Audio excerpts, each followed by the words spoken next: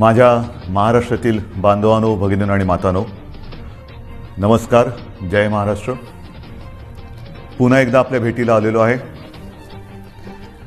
उद्या 1 मे म्हणजे आपला महाराष्ट्र दिन, त्याचबरोबरीने कामगार दिन. महाराष्ट्र दिन म्हटल्यानंतर संयुक्त महाराष्ट्राचा लढा हा आठवणं स्वाभाविक आहे.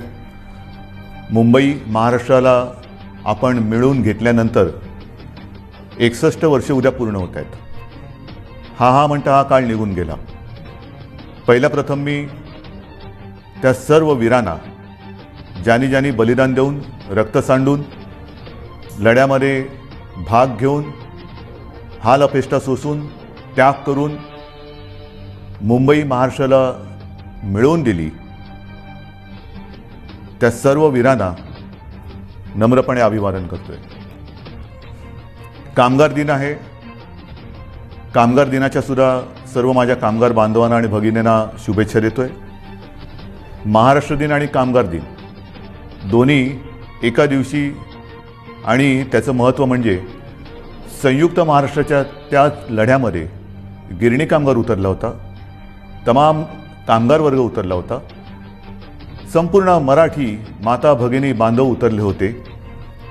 त्यांनी जर का तो लढा दिला नसता तर मुंबई महाराष्ट्राला मिळाली नसती. आणि म्हणून शेतकरी आणि कामगार ह्या दोघांचंही अत्यंत मोलाचं योगदान आपल्या या महाराष्ट्र दिनाच्या निमित्ताने आठवून, त्यांचं स्मरण करून त्या सर्वांना मानाचा मुजरा करणं हे आपलं कर्तव्य आहे. गेल्याही वर्षीचा 1 मे म्हणजे आपल्या महाराष्ट्र राज्याला 60 वर्षे झाली. यावर्षी 61 वर्षे झाली. दोन्ही महाराष्ट्राचे आपले हे दिवस आपल्याला, गेल्या वर्षी तर लॉकडाऊनच होता आणि याही वर्षी तसा काही फारसा फरक नाही आहे.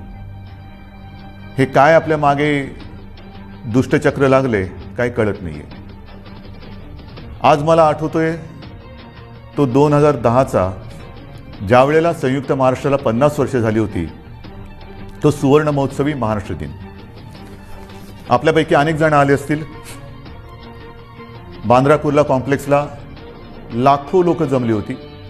स्वतः शिवसेना प्रमुख होते, आपले बाबासाहेब पुरंदरे होते, संपूर्ण मंगेशकर कुटुंबीय होतं, आणि लता दिदींनी ती पुन्हा एकदा आठवण जागवली होती. बहु असो तो सुंदर, जे गीत त्यांनी त्यावेळेला जवाहरलालजींच्या समोर गायलं होतं, त्यांनी त्या आठवणी पुन्हा जाग्या करून दिल्या.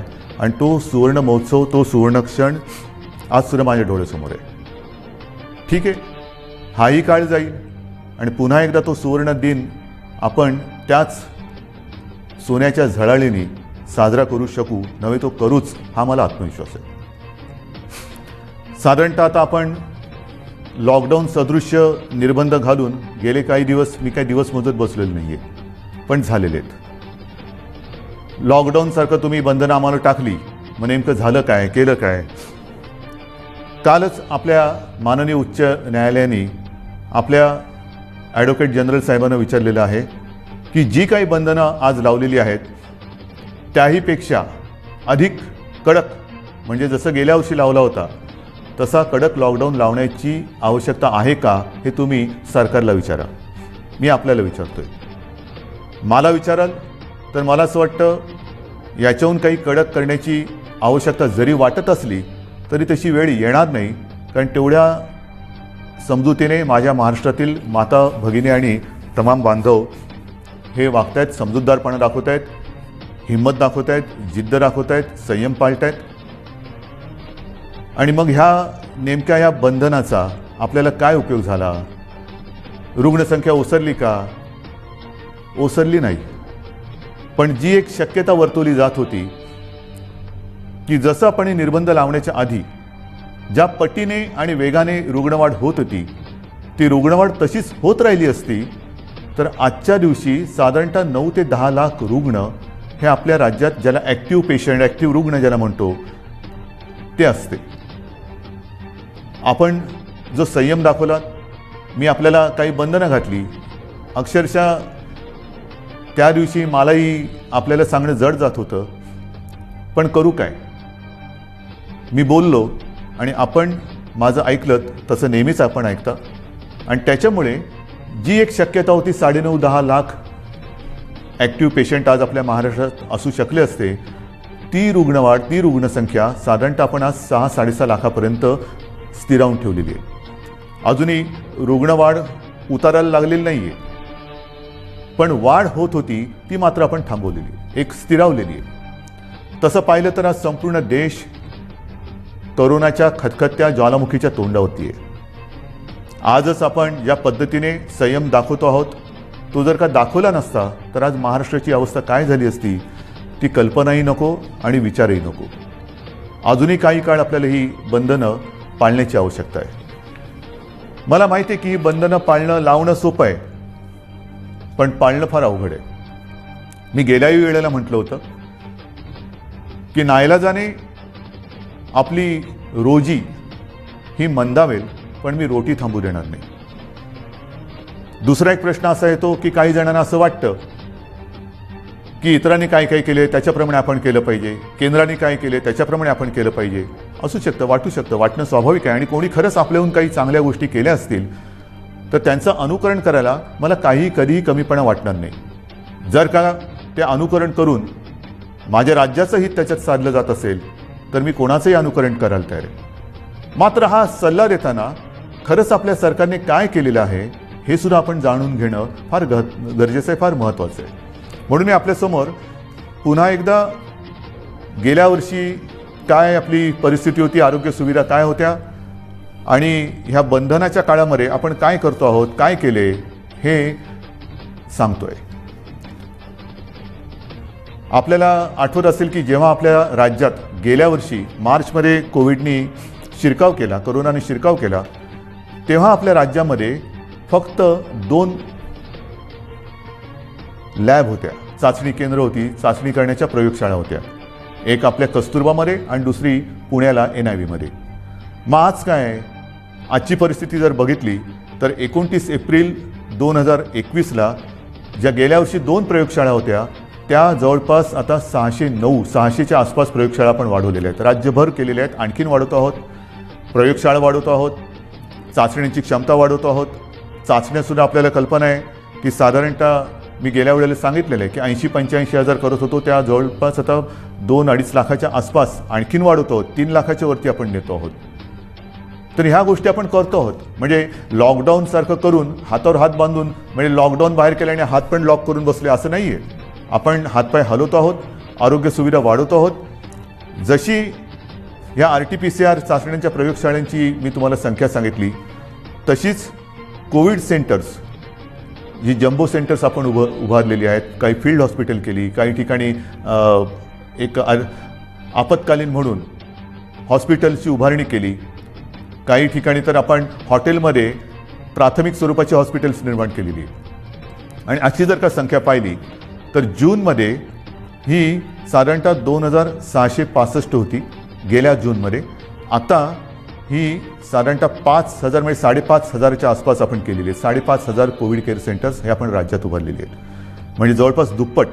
प्रयोगशाळा जर का बघितल्या, मगाशी सांगितल्या, त्या 2च्या 600 म्हणजे किमान 300 पट आपण वाढवलेले आहेत. जे आपण बेड्स म्हणतो, रुग्णशय्या, त्या जूनमध्ये किती होत्या गेल्या, त्या 3,36,000 होत्या आणि आता जवळपास 4,31,000 आहेत. आणखीन वाढवतो आपण.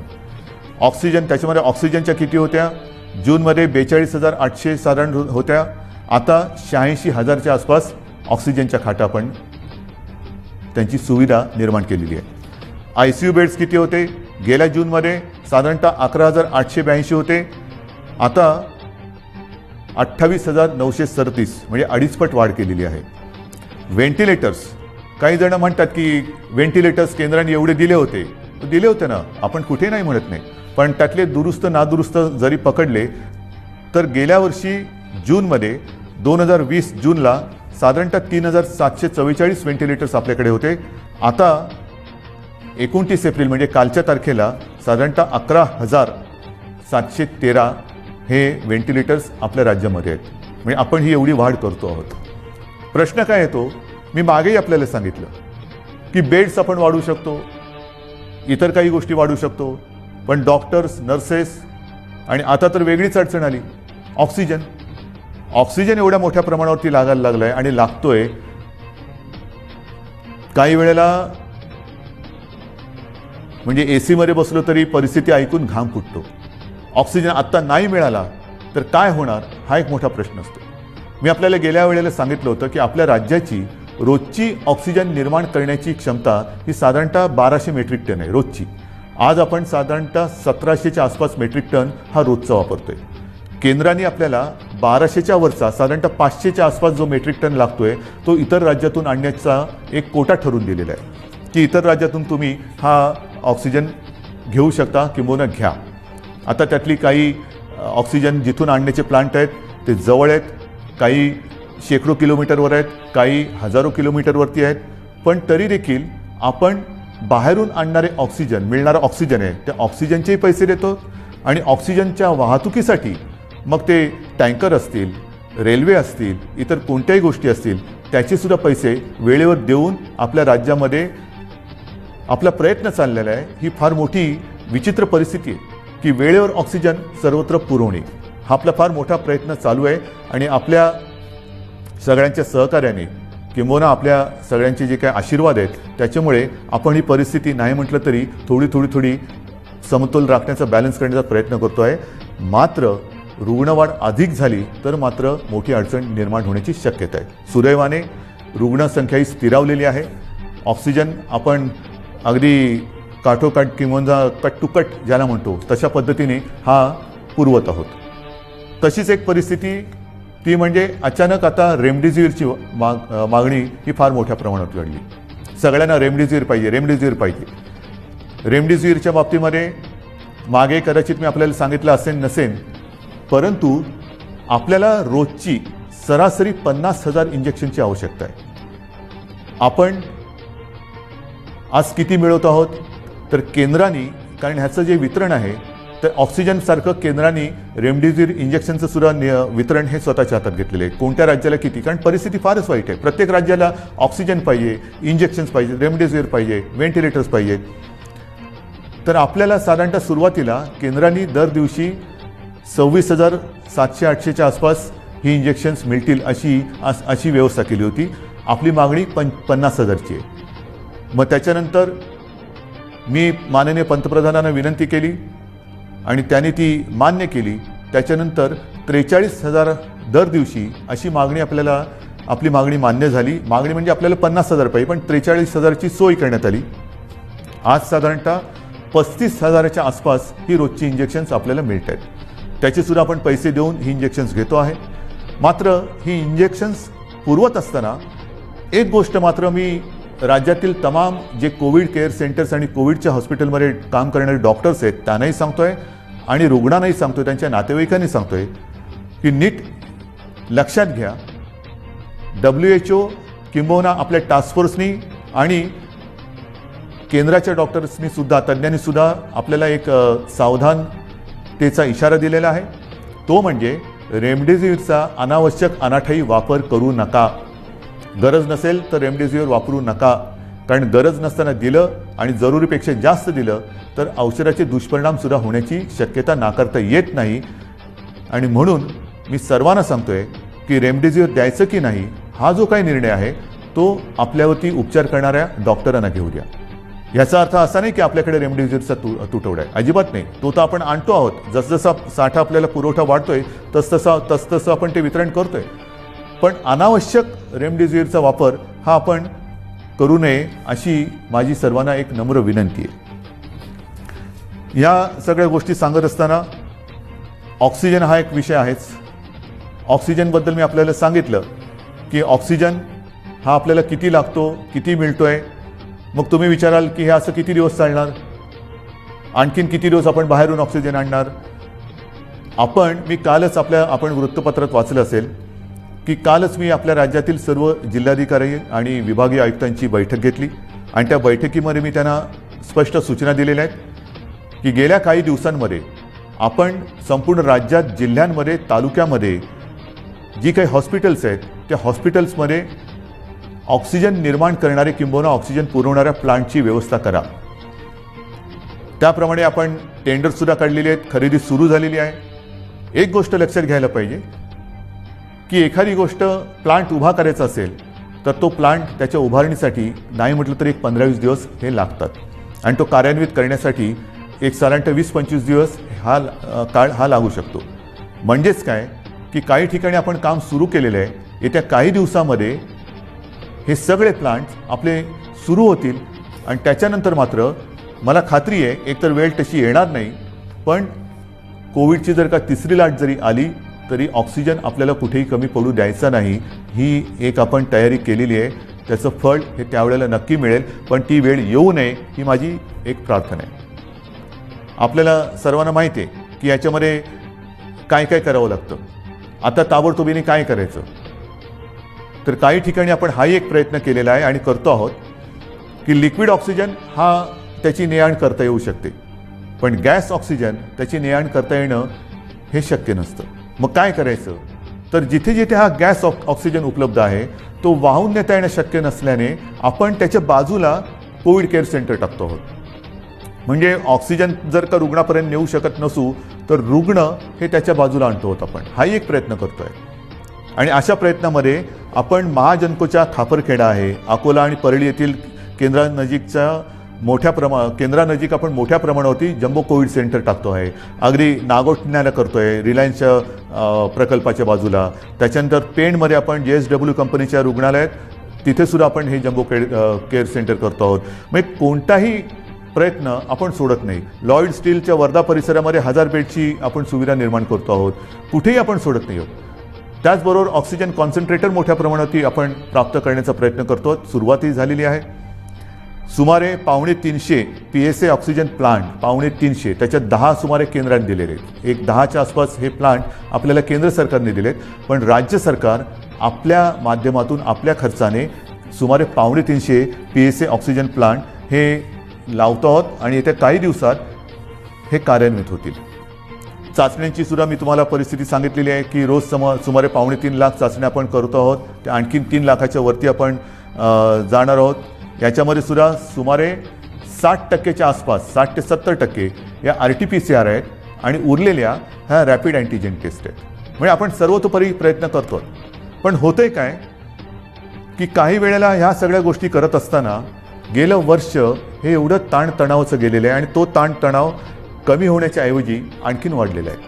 म्हणजे गेलं वर्षभर आपली संपूर्ण आरोग्य यंत्रणा, मग ती आपली डॉक्टर्स वगैरे सगळी मंडळी आली आणि यंत्रसामुग्रीसुद्धा ही एक क्षणसुद्धा उसंत न घेता ही चालते. मग ते ऑक्सिजन प्लांट चालू आहेत, AC चालू आहेत, व्हेंटिलेटर्स चालू आहेत, सगळ्याच काही गोष्टी चालू आहेत आणि ह्या सगळ्या गोष्टी त्यासुद्धा ताण किती सहन करणार. मग आपण पाहिलं असाल की गेल्या काही दिवसामध्ये काही ठिकाणी दुर्घटना घडत आहेत. नाशिकला ऑक्सिजन प्लांटमध्ये लिकेज झालं. त्याच्यानंतर विरारच्या इकडे AC ब्लास्ट झाला, तिकडे ऑक्सिजन होता, त्यांनी एवढा भडका घेतला की हालचाल करायला वेळ मिळाली नाही. अशा काही दुर्घटना ह्या घडताना दिसत आहेत आणि मग पंचायत अशी होते की स्वतःच्या जीवाचा विचार न करता जीवावर उदार होऊन जे सगळे आपले कर्मचारी आहेत, डॉक्टर्स, नर्सेस, वॉर्ड बॉयज सगळे हे हताश होऊन जातात. म्हणजे मी नाशिकची दुर्घटना झाल्यानंतर दुसऱ्या दिवशी तिथल्या सर्व कर्मचाऱ्यांशी झूम कॉन्फरन्स केली. अक्षरशः तुम्हाला सांगतो काही जणं माझ्याशी बोलताना रडायला लागले होते की आम्हाला बघवत नव्हतं ते दृश्य की समोर ज्यांच्यासाठी आम्ही पूर्ण आटोकाट प्रयत्न करून जीव वाचवण्याचा प्रयत्न करतो ते रुग्ण ऑक्सिजनची गळती झाल्यामुळे तळमळताना आम्हाला पाहवत नव्हतं. काय करू शकतो. ह्या अशा दुर्घटना. त्याच्यानंतर परभणीमध्ये ऑक्सिजनच्या लाईनवरतीच तिकडे वादळी वारं सुटलं आणि ऑक्सिजनच्या लाईनवरतीच झाडाची फांदी पडली. दुर्घटना झाली नाही हे नशीब, पण अशा काही अकल्पित घटना ह्यासुद्धा घडत आहेत आणि म्हणून मी याही सूचना दिलेल्या आहेत. एक तर ज्या जम्बो कोविड सेंटरची आपण उभारणी केलेली आहे, ज्याला आपण फील्ड हॉस्पिटल्स म्हणू, जी तात्पुरत्या स्वरूपाची, त्यालासुद्धा आता काही ठिकाणी 1 वर्ष होत आलं. आता पावसाळा तोंडावर आलेला आहे. अतिवृष्टी होणार, सततवृष्टी होणार, वादळ येणार, विजा कडाडणार, मग कुठे पूर येईल, पाणी घुसेल. म्हणून मी ह्या सगळ्यांना सांगितलेलं आहे की एकतर जी अशी जम्बो कोविड केअर सेंटर्स उभारलेली आहेत त्याचं स्ट्रक्चरल ऑडिट करा, फायर ऑडिट करा, एक मजबूत आहे की नाही बघा. नवीन उभारताना पाणी जाणार नाही, पाणी साचणार नाही, पाणी आतमध्ये येणार नाही, कुठे आग लागणार नाही, ऑक्सिजनची गळती होणार नाही. ज्या ज्या काही गोष्टी घडू शकण्याची एक शक्यता आहे, दुर्घटना ज्याच्यामुळे घडू शकते, ह्या टाळण्याचा आटोकाट प्रयत्न करा. आणि हा आटोकाट प्रयत्न करताना ठीक आहे, ज्याची कामं जो तो करेल, फायर ऑडिट करण्याचं काम तो हा मुक करेल, ह्याचं काम तमुक करेल, पण आता आपल्याला एक कुटुंब म्हणून, एक टीम म्हणून काम करायचं आहे. जरी एखादी गोष्ट आपल्या लक्षात आली काम करताना की इकडे काहीतरी गडबड आहे, इकडे काहीतरी होऊ शकतं, तर तात्काळ आपल्या वरिष्ठांच्या ते लक्षात आणून द्या की येता जाताना वाटलं की अरे काहीतरी बरोबर नाही आहे, ह्यानी मोठं काहीतरी घडू शकतं. ज्याप्रमाणे भंडाऱ्याला त्या लहान मुलांच्या हॉस्पिटलमध्ये आग लागली, त्यांचं ते उपकरण पेटलं.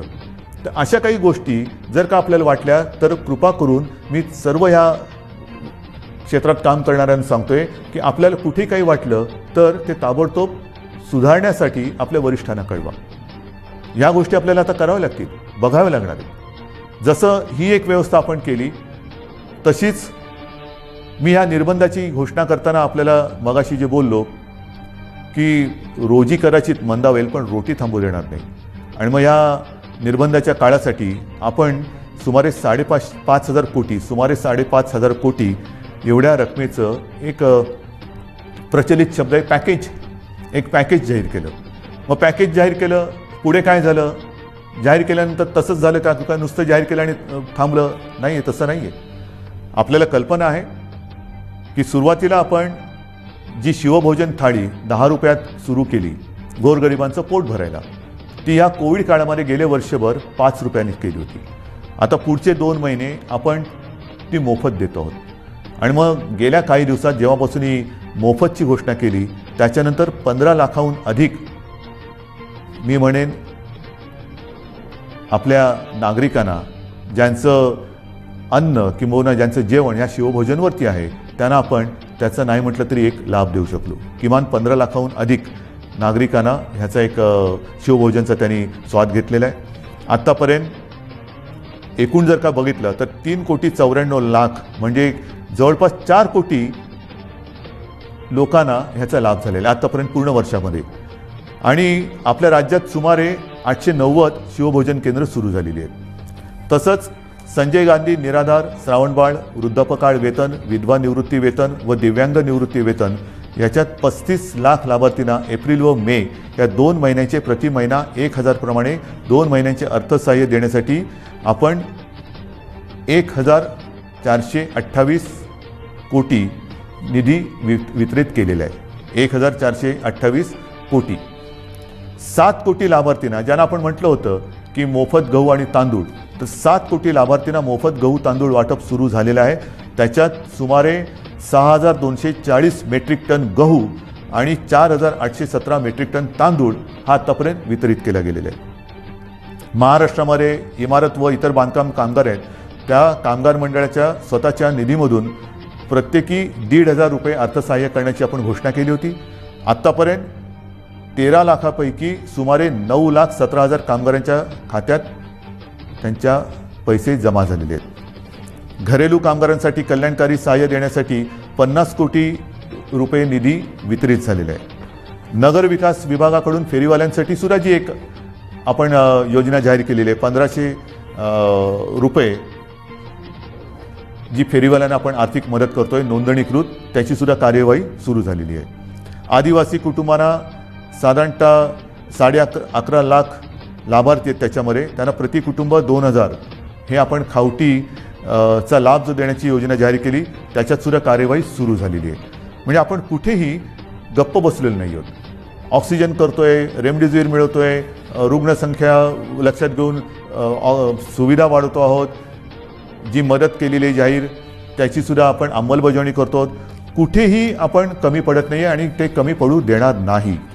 त्याचप्रमाणे जो जगाचा अनुभव आहे त्या जगाच्या अनुभवापासून आपण वेगळा अनुभव घेऊ शकणार नाही ह्याची आपल्याला सर्वांना कल्पना आहे.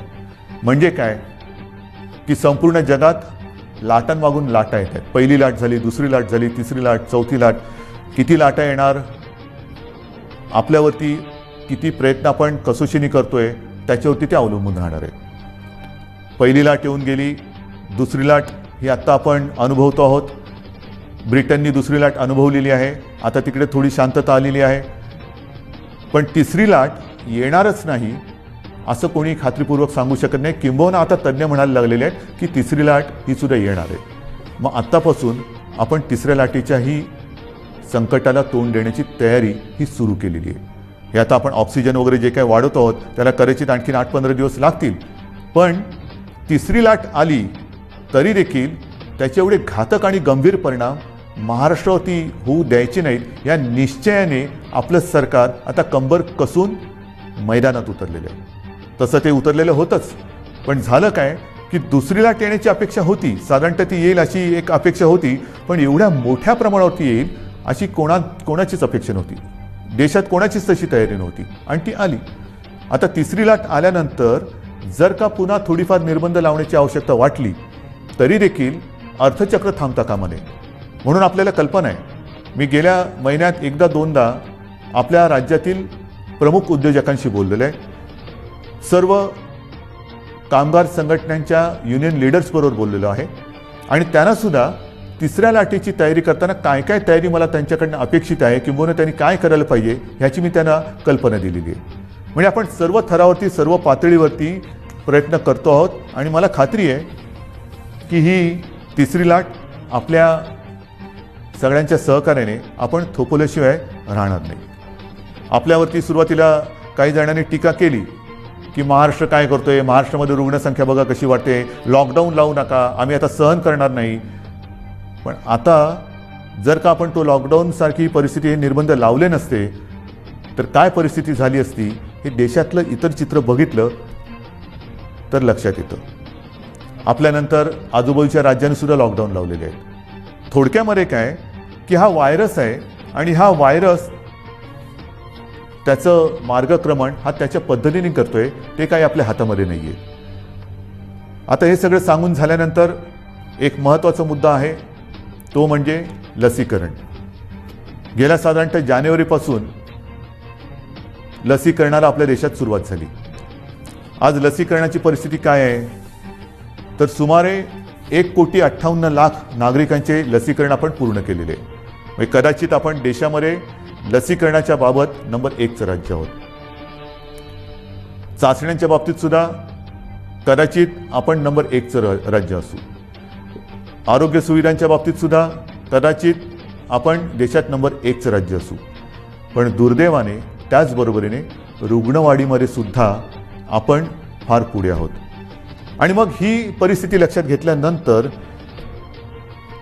आपण जे काय आता ठरवलेलं आहे, कारण आपल्या 2 विनंत्या माननीय पंतप्रधानांनी मान्य केल्या. एक म्हणजे सुरुवातीला मी विनंती केली होती की 45 वयापर्यंत, म्हणजे वयाच्या नंतर वरून सुरू केली ज्येष्ठ नागरिक म्हणून, तर आधी ज्येष्ठ नागरिक म्हणजे 60, 55, 50, तर मी म्हटलं तर 45 आणि अधिक, मग ही जी काय वयोमर्यादा आहे ती 45 पर्यंत तुम्ही खाली आणा, तशी त्यांनी ती आणली. त्याच्यानंतर मी विनंती केली होती की 25च्या वरील सर्वांना लस देण्याची आम्हाला अनुमती द्या. ती तर त्यांनी 18पासून सुरू केली. त्याच्याबद्दल मी माननीय पंतप्रधानांचे धन्यवाद मानलेलेच आहे, त्यांना त्यांचे आभार मानलेले आहेत, धन्यवाद दिलेले आहेत. आता 1 मे पासून 18 ते 44 या वयोगटातील नागरिकांची लसीकरणाची जबाबदारी केंद्र सरकारने आपल्यावर टाकलेली आहे आणि आपण ती समर्थपणाने पेललेली आहे. 18 ते 44 या वयोगटात सुमारे 6 कोटी नागरिक हे आपल्या राज्यामध्ये आहेत. सुमारे 6 कोटी, म्हणजे 6 कोटी, आणि जर का त्यांना त्यांना 2 डोस द्यावे लागतात, म्हणजे 6 कोटी अधिक 6 कोटी 12 कोटी डोसेस हे आपल्याला लागणार आहेत. 12 कोटी डोसेस कसे आणणार, पैसे कुठून आणणार? आर्थिक चणचण आहे. आर्थिक चणचण आहे, जरूर आहे, पण आपल्याला शेवटी जीव महत्त्वाचा आहे. माझा प्रत्येक नागरिक, त्याचा जीव मुख्यमंत्री म्हणून मला आणि आपल्या महाविकास आघाडीच्या सरकारला महत्त्वाचं आहे. आणि मग हे एकदा ठरवल्यानंतर 12 कोटी डोसेस जी काय किंमत असेल ती किंमत एक रकमी एका चेकने देऊन आपण ही संपूर्ण लस घेण्याची तयारी आणि आपली क्षमता ही ठेवलेली आहे. जर आज आपल्याला 12 कोटी डोसेस मिळत असतील तर त्याची सर्व किंमत, त्याची जे काय पैसे असतील ते एक रकमी एका चेकने देऊन हे आपण घेण्याची तयारी ठेवलेली आहे. ती एवढ्यासाठी की कोणत्याही परिस्थितीत आपल्याला या संकटातून बाहेर पडायचं आहे. ही आपली ताकद आहे, ही आपली क्षमता आहे आणि ही ताकद ही तुमच्याच आशीर्वादाची ताकद आहे. ही काय आम्ही इकडून तिकडून नाही आणलेली. पण होतंय असं की ज्याप्रमाणे रेमडेसिवीर आहे, ऑक्सिजन आहे, त्याचप्रमाणे या लसीचा सुद्धा एक पुरवठा त्याला मर्यादा आहे. ज्या लस उत्पादकांशी आम्ही बोलतो आहोत, आज तरी आपल्या देशामध्ये 2च लस उत्पादक आहेत. एक सिरम पुण्याला आहे आणि भारत बायोटेक आहे. या दोघांची आपण बोलतोय. तिसरी स्पुटनिक ही येणार म्हणतात, त्यांच्याशी आपण बोलतोय.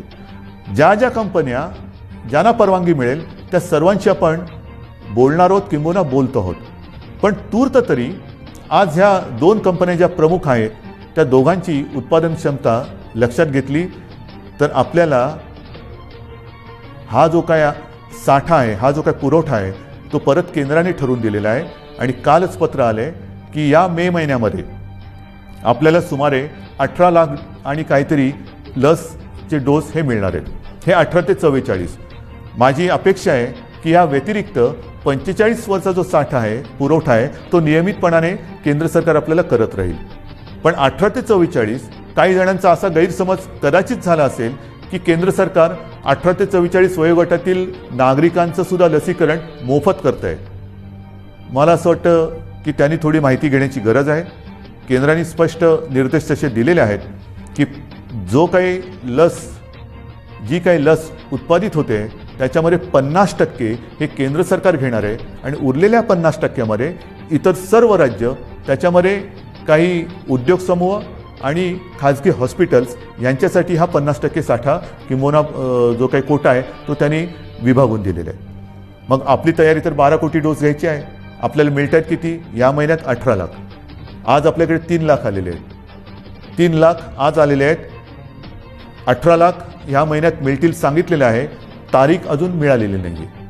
पण आता आपल्याला थांबता नाही येणार, अजिबात थांबून चालणार नाही. कारण या संकटातून बाहेर पडायचं असेल तर ज्याप्रमाणे ब्रिटनने केलं, त्यांनी त्यांच्या लोकसंख्येतला एक मोठा टक्का हा लसीचा पहिला डोस देऊन सुरक्षित केलेला आहे. आपल्याला सुद्धा त्याचप्रमाणे जावं लागेल.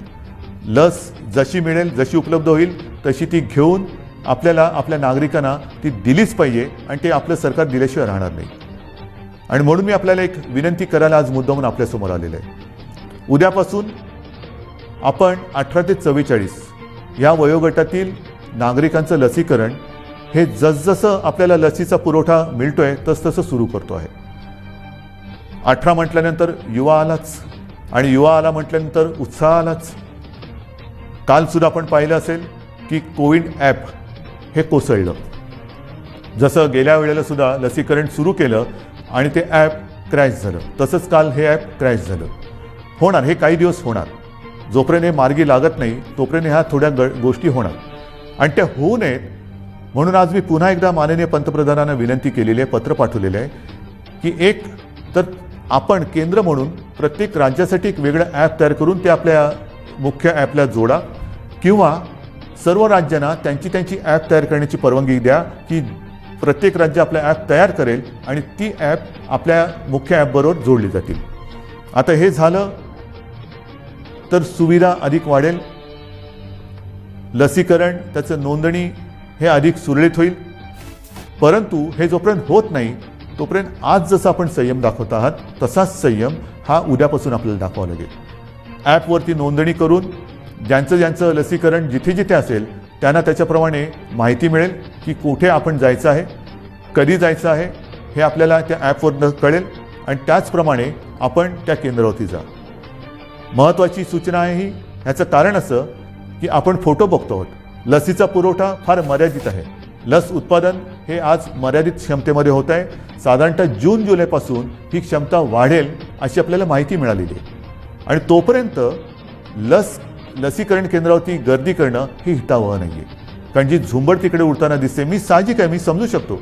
आपल्याला सर्वांनाच बंधनाचा नाही म्हटलं तरी उभं आलेलं आहे, कंटाळा आलेला आहे आणि ज्या बातम्या आपण पाहतो आहोत, बघतो आहोत त्या बघितल्यानंतर मन सुन्न होऊन जातं, विषण्ण होऊन जातं की काय चाललेलं आहे, कसं करायचं, काय म्हणजे नाही म्हटलं तरी या कोविडची दहशत आहे.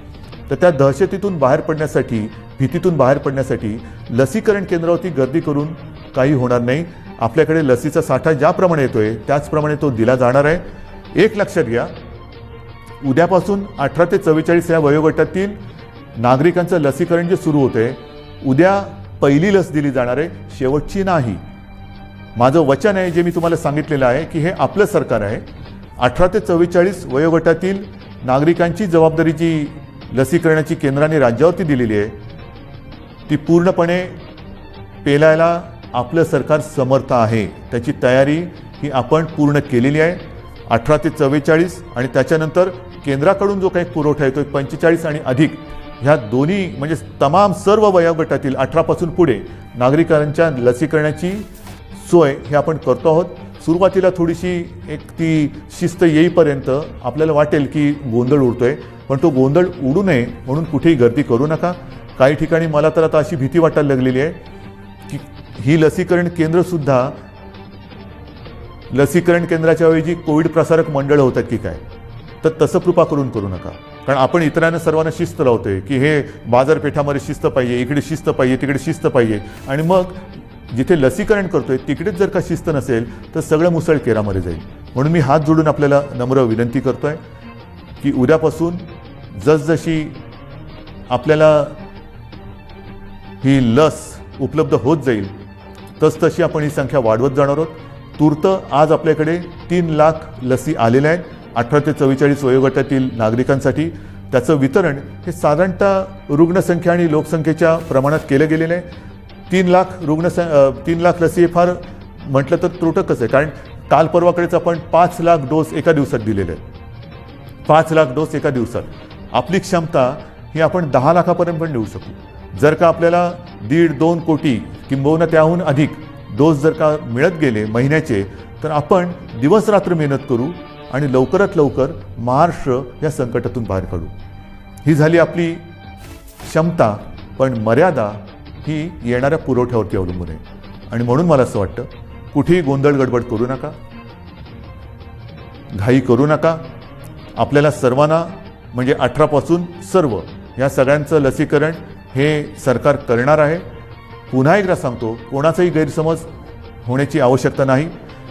18 ते 44 वयोगटातील सुमारे 6 कोटी नागरिकांच्या लसीकरणासाठी जे 12 कोटी डोस आपल्याला आवश्यक आहेत ते एक रकमी चेकने खरेदी करण्याची तयारी आपल्या सरकारची आहे. मी आपल्या माध्यमातून आपल्या साक्षीने आपल्याकरता केंद्राला पुन्हा एकदा विनंती करतो आहे की आमची तयारी पूर्ण आहे. कृपा करून आपण ह्यामध्ये लक्ष घालून आम्हाला लवकरात लवकर जास्तीत जास्त लसचा पुरवठा उपलब्ध करून दिलात, लसचा साठा उपलब्ध करून दिलात, तर महाराष्ट्र हे नेहमी चांगल्या बाबतीमध्ये नंबर 1 वर राहिलेलं आहे. लसीकरणामध्ये सुद्धा आजसुद्धा नंबर 1 वर आहे. लवकरात लवकर आम्ही ह्या कोविडच्या संकटावरती मात करून दाखवल्याशिवाय राहणार नाही, हा आत्मविश्वास मला आहे. आणि म्हणून बांधवांनो, भगिनींनो आणि मातांनो, जे सहकार्य आजपर्यंत आपण मला केलं, ज्या माझ्या शब्दावरती आपण विश्वास ठेवला, मध्ये आपल्याला काही जणांनी भडकवण्याचा प्रयत्न केला, मला त्याच्याबद्दल काही म्हणायचं नाही आहे. कारण ह्या आपल्या संवादामध्ये मी कधीही कुठेही राजकारण आणणार नाही. राजकारण मी जाहीर सभेमध्ये जरूर करेन. जे कोणी गैरसमज पसरवत असतील त्यांच्यासाठी मी जाहीर सभा जरूर घेईन, पण जाहीर सभा घेण्याची आज वेळ नाही आहे. कुठेही सभा समारंभ हे आपल्याला करता कामा नये.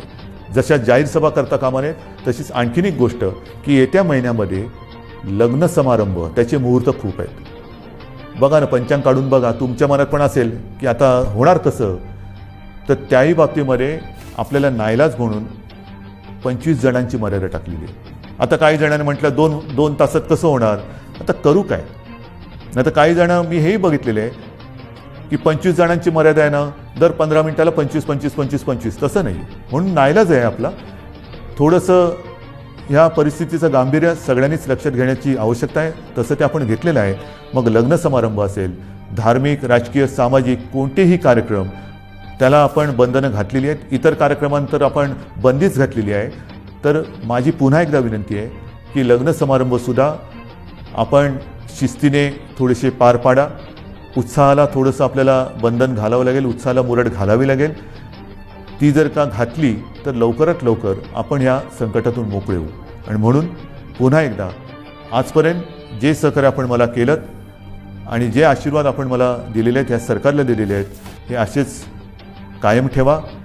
तुमच्यासाठी हे सरकार जे जे करता येणं शक्य असेल ते केल्याशिवाय राहणार नाही एवढंच एक वचन आपल्याला देतो. धन्यवाद. जय हिंद, जय महाराष्ट्र.